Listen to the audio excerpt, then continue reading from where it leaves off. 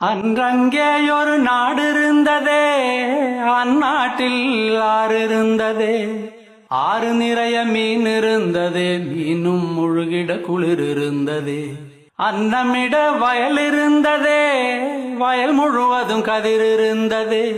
கதிர் கொத்திட கிளி வந்ததே, கிளிகள் பாடும் பாட்டு இருந்ததே.